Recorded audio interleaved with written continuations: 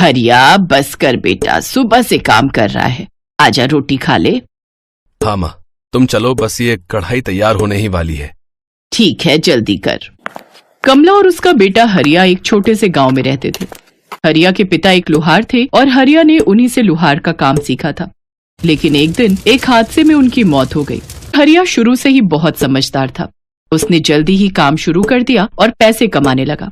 वो लोहे के बर्तन बनाकर बेचने लगा और इस तरह घर चलाने की जिम्मेदारी उठाने लगा। अरे वाह, आलू मटर की सब्जी, बढ़िया। आज तो पेट भर कर खाऊंगा। हाँ, जितना चाहे उतना खा। अच्छा सुन, अब तू बड़ा हो गया है रे, कब तक मुझसे घर के सारे काम कराएगा? अरे कैसी बात कर दी माँ, कल से तुम कुछ मत करना, सारा काम मैं करूंगा। अरे बैल बुद्धि, मैं ये कह रही थी कि तू अब ब्याह कर ले। ना, मैं ब्याह नहीं करने वाला। क्यों भाई, सब करते हैं तो फिर तू क्यों नहीं करेगा? माँ, मैं जितना कमा पाता हूँ उसमें हम दोनों का ही गुजारा ठीक से नहीं हो पाता। ऐसे में तीसरी का खर्चा कहाँ से उठाऊंगा? और दूसरी बात, कल को वो आकर तुमसे लड़ने लगी तो मुझसे तो बर्दाश्त नहीं होगा माँ। अरे पगले, सारी लड़कियां एक जैसी नहीं होती, और वैसे भी घर में लक्ष्मी आ जाएगी तो अपने भाग्य का खाएगी, समझा? कुछ भी कहो पर मैं ब्याह नहीं करूंगा माँ। हरिया अपनी माँ कमला की बात मानने को तैयार ही नहीं था। उसने आराम से खाना खाया और फिर साइकिल पर ढेर सारी लोहे की कढ़ाइयाँ रखकर उन्हें बेचने चल पड़ा। दिन भर में मुश्किल से वो 2-3 कढ़ाइयाँ ही बेच पाता था, जिससे उसे 200-250 रुपए मिल जाते थे। बस यही उसकी रोजी थी। और फिर उसी शाम, अरे माँ, ये आलू टमाटर की सब्जी अभी भी रखी है, तुमने खाना नहीं खाया क्या? खाया तो था, पर सब्जी थोड़ी ज्यादा बन गई थी। वो छोड़, ये बता तूने क्या सोचा फिर शादी के बारे में? क्या माँ, फिर वही बात, कुछ और बात करो ना। अच्छा, मतलब तू चाहता है कि मैं बिना पोते पोती का मुंह देखे इस स्वर्ग से धार जाऊं? इसे मेरी इच्छा मान चाहे जिद, ब्याह तो तुझे करना ही पड़ेगा। ठीक है, पर एक शर्त पर करूंगा मैं ब्याह। हाँ बोलना। कल फिर से आलू टमाटर की सब्जी बनाओगी? हरिया की बात सुनकर कमला हंसने लगी। हरिया जितना मेहनती और ईमानदार था, उतना ही भोला भी था। अब कमला पर जिम्मेदारी थी कि वो हरिया के लिए उसके जैसी ही मेहनती और भोली भाली लड़की ढूंढ कर लाए। और अगले दिन से ही कमला इस काम में लग गई। और फिर एक दिन बगल के एक गांव में उसे एक ऐसी लड़की मिल ही गई। कमला उसके घर हरिया के लिए रिश्ता लेकर गई। वहां पहुंचते ही उसने देखा कि वहां भी एक आदमी हरिया की तरह कढ़ाइयाँ बना रहा था। और फिर, दीनानाथ जी नमस्कार। नमस्कार बहन जी, मैंने आपको पहचाना नहीं। मैं कमला, रामकिशन की जोरू, चंबलिया गांव से आई हूँ। अच्छा, आओ बहन जी आओ। मैं और रामकिशन शहर में कई दिन साथ रहे थे, फिर मुझे पता चला कि वो शांत हो गया है। वो सब छोड़िए, आप कैसी हैं और आपका बेटा? इसके बाद कमला ने दीनानाथ से उसकी बेटी लक्ष्मी का हाथ अपने हरिया के लिए मांग लिया। दीनानाथ अपनी बेटी से बहुत प्यार करते थे। उन्होंने हरिया से मुलाकात की तो उन्हें भी हरिया बहुत पसंद आया। और फिर कुछ ही दिनों के बाद हरिया और लक्ष्मी की शादी हो गई। आहा, अब मेरी सारी मन्नतें पूरी हो गई, मेरे घर लक्ष्मी आ गई। पर माँ जी, मेरा सिर्फ नाम ही लक्ष्मी है, मेरे बाबा बहुत गरीब हैं। हाँ तो हमारे पास कौन सा ताजमहल है, तू हमारी लक्ष्मी है और हमेशा हमारी लक्ष्मी ही रहेगी। लक्ष्मी वाकई बहुत समझदार और मेहनती थी। उसने जल्द ही घर का सारा काम संभाल लिया। ये देखकर हरिया को बड़ा सुकून मिलता था। फिर एक दिन, माँ जी, मैंने कभी आपको कुछ मीठा बनाते नहीं देखा। हाँ, ये बात तो तुमने ठीक कही। चलो एक काम करो, जाओ आज तुम सबके लिए सेवई बनाओ, ठीक है? ठीक है माँ जी। लक्ष्मी फौरन बाजार से दूध खरीद कर ले आई और उसे लोहे की कढ़ाई पर गर्म करने लगी। लेकिन थोड़ी ही देर में सारा दूध फट गया, क्योंकि दुकानदार ने उसे पुराना दूध दे दिया था। लक्ष्मी को बड़ा बुरा लगा, लेकिन फिर वो कुछ सोचने लगी। ये क्या हो गया, कितना महंगा आया था दूध, अब मैं क्या करूं? कुछ तो करना ही पड़ेगा। इस फटे दूध का पनीर बना लेती हूँ और फिर खाने में पनीर की सब्जी। कमला ने उस फटे हुए दूध से पनीर बनाया। अरे वाह, देखने में तो बढ़िया लग रहा है, पता नहीं इनको और माँ जी को पसंद आएगा कि नहीं। उस दिन लक्ष्मी ने बहुत प्यार से और ध्यान से पनीर की सब्जी बनाई, वो भी बिल्कुल नए तरीके से और अपनी लोहे की कढ़ाई में। फिर शाम को जब हरिया काम पर से लौटा, आ गए आप, जल्दी से हाथ मुंह धो लीजिए, आज पनीर की सब्जी बनाई है। पनीर? क्या बनाया है, मटर पनीर या शाही पनीर? ना। तो फिर पनीर टिक्का या कढ़ाई पनीर? हाँ, कढ़ाई पनीर है, मगर पनीर टिक्का की तरह। जल्दी से खाकर बताइए ना कैसा बना है। ये कहते हुए लक्ष्मी ने लोहे की कढ़ाई में बना कढ़ाई पनीर हरिया और कमला के सामने परोसा। और जैसे ही कमला और हरिया ने पहला निवाला खाया तो वो दंग रह गए। उन्होंने आज तक ऐसा कुछ नहीं खाया था। वो भर भर कर लक्ष्मी की तारीफ करने लगे और तभी दरवाजे पर दस्तक हुई। लक्ष्मी के पिता दीनानाथ आए थे। लक्ष्मी ने उन्हें भी अपना कढ़ाई पनीर खिलाया। दीनानाथ भी इस नए तरीके का कढ़ाई पनीर खाकर बहुत खुश हुए और फिर, पता है माँ जी, मैंने आज इस कढ़ाई पनीर को बनाने में बहुत मेहनत की। हाँ, वो दिख भी रहा है बहू, कमाल बनाया है तुमने। माँ जी, मैं क्या सोच रही थी, क्या मैं छोटा सा ढाबा खोलकर यही कढ़ाई पनीर बनाकर बेचूं? कैसा रहेगा? बेटी, इसमें कोई शक नहीं कि तुम्हारी सब्जी बहुत अच्छी है, पर ढाबा खोल सके उतने पैसे हमारे पास नहीं है। आप फिक्र ना करें बहन जी, हम सब मिलकर लक्ष्मी की इच्छा पूरी करेंगे। आप लोगों ने मेरी लक्ष्मी को बहुत प्यार दिया है, तो उसे भी एक मौका मिलना चाहिए अपने परिवार के लिए कुछ करने का। 1 महीने के अंदर ही दोनों परिवारों ने मिलकर एक छोटा सा ढाबा खोल लिया, जहां लक्ष्मी अपना खास लोहे की कढ़ाई और भट्टी में भुना कढ़ाई पनीर बनाकर बेचने लगी।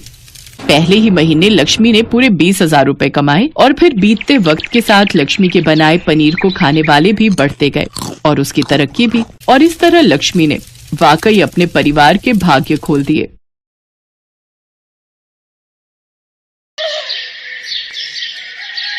वाह वाह अक्षरा बहू, क्या कमाल की सब्जी बनाई है।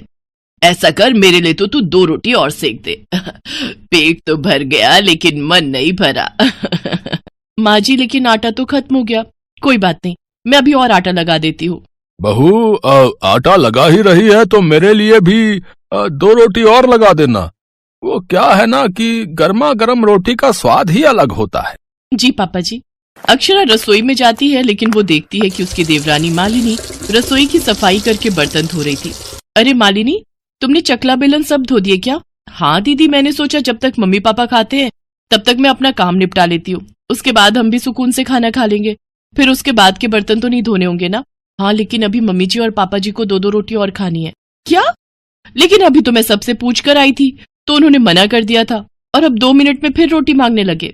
हाँ, आटा भी फिर से लगाना पड़ेगा और किचन की सफाई और बर्तन फिर से धोने होंगे। कभी कभी तो मुझे लगता है ना कि ये रसोई नहीं ढाबा है, ढाबा जो हर वक्त चलता ही रहता है। अरे बहू, अभी तक रोटी बनी नहीं क्या? पता नहीं दोनों सारा दिन क्या करती रहती हैं। 2-2 बहुएं हैं, फिर भी खाना टाइम से नहीं मिलता है। जब देखो दोनों आपस में गुटरगू करती रहती हैं। भाभी, मुझे और चावल खाने हैं, 1 कटोरी ला दो ना। लेकिन रेखा, चावल तो सारे खत्म हो गए, जो भी थे पापा जी और तुम्हें दे दिए। ऐसे कैसे खत्म हो गए? पूरा 1 क्विंटल का कट्टा रखा है स्टोर रूम में, और तुम मेरी बेटी को 1 कटोरी चावल देने से भी मना कर रही हो। देखा माँ, भाभीयों के राज में तो खाने को भी तरसना पड़ रहा है। अब यहाँ खड़े खड़े मेरा मुंह क्या देख रही है? जा जल्दी से कुकर में 1 सीटी लगवा दे। चावल तो कुकर ने बनाने हैं, तूने थोड़ी ना।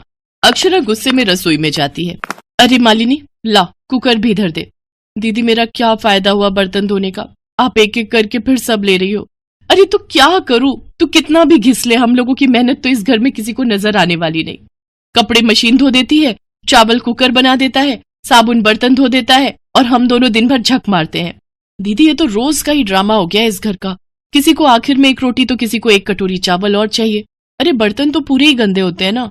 ला अब दे ना बर्तन, अब हम और कर भी क्या सकते हैं। अगर नहीं दिया खाना तो लोग कहेंगे 1 कटोरी चावल और रोटी के लिए बहू ने अपने ससुराल वालों को तरसा दिया। दोनों बहुएं फिर से काम पर लग जाती हैं। इसी तरह वो दोनों सारा दिन किचन में ही लगी रहती, जिस वजह से वो ना तो ठीक से अपने बच्चों की पढ़ाई पर ध्यान दे पाती और ना अपने पतियों के कपड़े समय से प्रेस कर पाती। उन दोनों के एक बच्चा है। सास ससुर और ननद को मिलाकर कुल 9 लोगों का परिवार है। इतने सारे लोगों के लिए खाना बनाने और खिलाने और उनके बर्तन धोने में ही इनका सारा दिन निकल जाता है। दीदी, हम दोनों का सारा दिन रसोई में ही निकल जाता है। कभी कभी तो ऐसा लगता है ये लोग घर में बहू नहीं बल्कि रसोईया ब्याह कर लाए हैं। बात तो तेरी एकदम सही है, सारा दिन ठूस ठूस कर कद्दू की तरह बनते जा रहे हैं। अरे घर में 2-2 बहुएं पकाने के लिए, इसका मतलब ये थोड़ी ना कि तुम 4 दिन का राशन 1 दिन में ही खा जाओ। और तो और अब तो बच्चे भी बड़ों की देखम देखी करने लगे हैं। मालिनी, अब हमारा भी बेशरम बनने का वक्त आ गया है। इनकी अकल ठिकाने लगाने का ना मेरे पास एक आइडिया है, जरा कान इधर तो दे। अक्षरा अपनी देवरानी मालिनी को सारा प्लान समझा देती है। फिर अगले दिन सुबह की चाय में वो ढेर सारा मीठा डालती है और फिर चाय पीने के बाद अपनी सास से कहती है, मम्मी जी लाइए जरा मैं आपका शुगर नाप दूं। लेकिन बहू मुझे क्या हुआ है? हुआ नहीं है तो हो जाएगा। ये देखिए आपका शुगर कितना बढ़ा हुआ है। मैं अभी डॉक्टर को बुलाकर आपका सारा हेल्थ चेकअप करवा देती हूँ, कहीं आपको कुछ हो गया तो। अरे शुभ शुभ बोल मरे मेरे दुश्मन। अच्छा तू डॉक्टर को बुला ले, लगे हाथ तेरे पापा जी का भी चेकअप करवा लेंगे। कुछ देर बाद डॉक्टर घर आता है। अरे अरे माता जी, अपने वजन पर कंट्रोल कीजिए, नहीं तो ये शुगर आपकी जान लेकर छोड़ेगा। और अंकल जी, आपका वजन तो और दुगनी तेजी से बढ़ रहा है। आपको अपने खाने पर कंट्रोल करना है और 2 रोटी से ऊपर नहीं खानी। हे भगवान, ये डॉक्टर तो हमारे खाने के पीछे ही पड़ गया। माता जी, आपको बुढ़ापे तक स्वस्थ रहना है और पोते पोतियों को बड़े होते देखना है, तो खाना तो कंट्रोल करना ही पड़ेगा ना। नहीं नहीं, मुझे इतनी जल्दी नहीं मरना। बहू तू ना आज से मेरे लिए 2 ही रोटी बनाना। डॉक्टर उन सबका ब्लड सैंपल ले जाता है और शाम को रिपोर्ट लेकर आता है। माता जी, मैंने कहा था ना आपको शुगर है। अब से आपको चावल, आलू और मीठा नहीं खाना है। और बाबूजी, आपको भी कोलेस्ट्रॉल की दिक्कत है, इसलिए आपको भी अपने खाने पर अब से ध्यान देना है। और रेखा, तुम्हारा भी वजन उम्र के हिसाब से ज्यादा है, इसलिए तुम्हें भी अपने खाने पर ध्यान देना होगा। अभी तो तुम्हारी शादी भी नहीं हुई, तुम्हारे शरीर को तो अभी कई बदलावों से गुजरना है।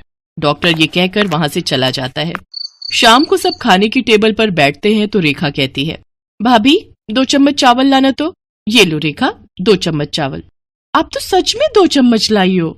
हाँ तो इस घर की बहू हूँ, सबका ध्यान रखना मेरी जिम्मेदारी है। बहू मुझे बस आधी रोटी और देना। नहीं सासू माँ, डॉक्टर ने आपको 2 रोटी से ज्यादा खाने के लिए मना किया है और आपने ही तो कहा था कि अब से 2 ही खाऊंगी, इसलिए आपकी और रोटी नहीं बनाई। और अब हमने सबका खाना हिसाब से बनाने के बाद किचन बंद कर दिया है। आज सब आधा आधा पेट खाना खाकर चुपचाप अपने अपने कमरों में चले गए। तो वहीं दोनों बहुओं ने भी आज पहली बार समय पर खाना खाया और फिर अपने कमरों में चली गई। अक्षरा के इस आइडिया से सबकी आदत और सेहत में काफी सुधार आ गया था। सास ससुर और रेखा वॉक पर जाते, अपनी डाइट पर कंट्रोल करते और खुद के खाने पर ध्यान देते। अक्षरा के उस आइडिया में डॉक्टर भी शामिल था। दरअसल वो डॉक्टर और उसकी वो रिपोर्ट दोनों ही झूठी थी। वैसे तो कहते हैं कि झूठ बोलना पाप है, लेकिन अगर उस झूठ से किसी का भला हो तो उसमें कोई बुराई भी नहीं है। माँ जी, मैंने देवरानी जी के मायके वालों को शगुन में देने के लिए सारे गिफ्ट्स रख लिए हैं। चलो अच्छा है, अब मेरी छोटी बहू भी आ जाएगी तो मेरी सारी चिंता खत्म हो जाएगी। हाँ माँ जी, सब अच्छा ही होगा। अब तो जल्दी ही होली भी आने वाली है। नई बहू के हाथों से इस बार होली का प्रसाद यानी गुजिया बनवाएंगे। हाँ हाँ, अब तो तू जेठानी बनने वाली है, जो मर्जी करवा अपनी देवरानी से। कुछ दिन बाद उर्मिला के छोटे बेटे अर्जुन की शादी निधि से हो जाती है और निधि उस घर की बहू बनकर आ जाती है। उर्मिला अपनी नई बहू की आरती कर उसका गृह प्रवेश करवाती है। बस अब मेरी छोटी बहू भी आ गई, तो अब मैं सारी तरह से गृहस्थी से मुक्त हो जाऊंगी। अब तुम दोनों बहुएं एक दूसरे के साथ अच्छे से रहना और इस घर को संभालना। इसके बाद निधि अपने कमरे में चली जाती है। निधि की सास उर्मिला का ससुराल में ऐसा ही रौब था। जेठानी भी कुछ कम नहीं थी। निधि नई थी, इसलिए उसकी जेठानी भी उस पर रौब रखती थी। निधि की शादी के कुछ दिन बाद ही होली का त्योहार आने वाला था। मेहरा परिवार के यहाँ एक रिवाज था कि जब भी परिवार में कोई नई बहू आती तो वो ही होली के लिए गुजिया बनाकर तैयार करती। यही बात बताने के लिए उर्मिला ने अपनी नई बहू निधि को अपने पास बुलाया। निधि बहू, इस बार होली पर चढ़ाने के लिए गुजिया तुम्हें ही बनानी है। वो क्या है ना, हमारे यहाँ का रिवाज है कि होली पर नई बहू ही सबके लिए गुजिया बनाती है।